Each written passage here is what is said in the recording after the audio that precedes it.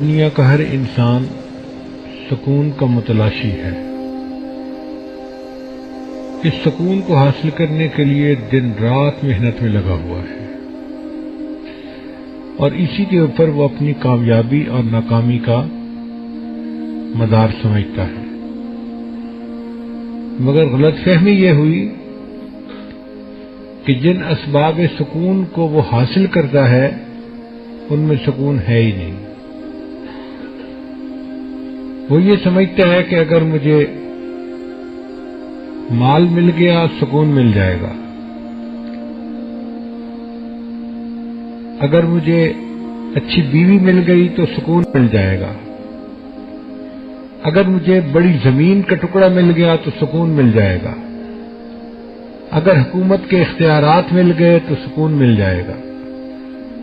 اسی لیے ہر بندہ زن، زر، زمین اور حکومت حاصل کرنے کے پیچھے لگا ہوا ہے۔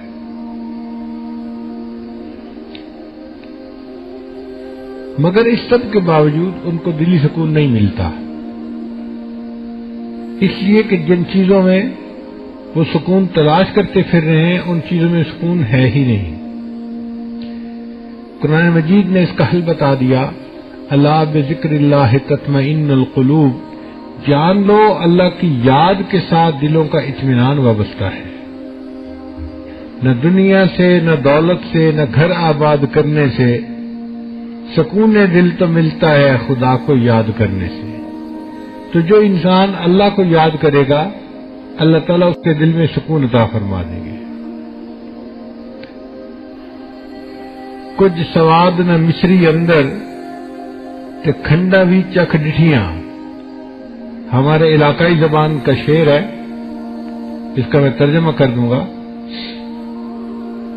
کچھ سواد نہ مصری اندر تے کھنڈا بھی چکھ ڈٹھیاں، انہاں ساریاں چیزاں کولوں گلاں سجن دیاں مٹھیاں۔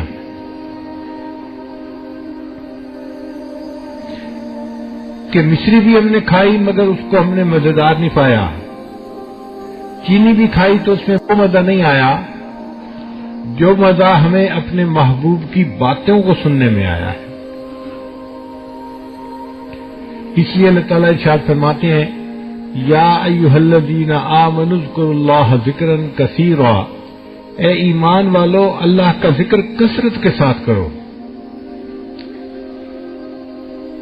عجیب بات ہے کہ بندہ اللہ کا ذکر کرتا ہے، اللہ تعالیٰ بندے کا ذکر کرتے ہیں۔ فرمایا فاذکرونی اذکرکم، تم مجھے یاد کرو میں تمہیں یاد کروں گا۔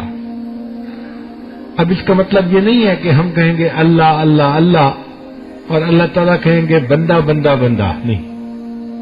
یاد کرنے کا اپنا اپنا مفہوم ہوتا ہے۔ اس کی مثال یوں سمجھیں کہ آپ کے بیٹے نے کسی بڑے افسر کو انٹرویو دینا ہے اور وہ افسر آپ کا دوست ہے، آپ اس کو فون کر کے کہتے ہیں کہ جی میرا بیٹا آپ کے پاس آئے گا انٹرویو کے لیے، آپ پلیز اس کو سلیکٹ کر لینا۔ وہ کہتا ہے بہت اچھا، وعدہ کر لیتا ہے۔ اب انٹرویو سے ایک دن پہلے آپ اپنے دوست کو پھر فون کر کے کہتے ہیں جی میں نے بیٹے کی بات آپ سے کی تھی، ذرا میرے بیٹے کو یاد رکھنا۔ اس کا کیا معنی ہے میرے بیٹے کو یاد رکھنا؟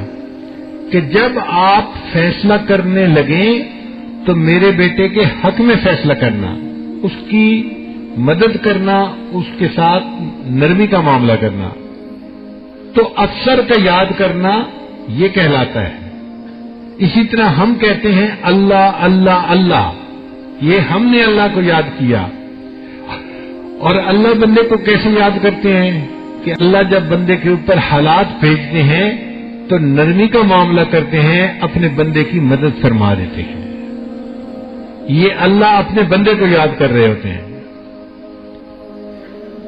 اے میرے بندے تو مجھے معذرت کے ساتھ یاد کرنا، میں تجھے مغفرت کے ساتھ یاد کروں گا۔ اے میرے بندے تو اطاعت کے ذریعے مجھے یاد کرنا، میں عنایت کے ذریعے تجھے یاد کروں گا۔ قرآن مجید میں انہی لوگوں کو جو کثرت سے ذکر کرتے ہیں اولو الالباب، عقل مند لوگ کہا گیا، کہ جو اللہ کو کثرت سے یاد کرنے والے لوگ ہیں یہ عقلمند لوگ ہیں. شیطان ہمارا دشمن ہے، وہ ذکر کرنے والے بندے کے راستے میں روڑے اٹکاتا ہے. اور یہ روڑے دو طرح کے ہوتے ہیں، کبھی شبہات کے ذریعے سے اور کبھی شہوات کے ذریعے سے. شبہات کے ذریعے کا کیا معنی کہ دل میں شبہ ڈال دیتا ہے،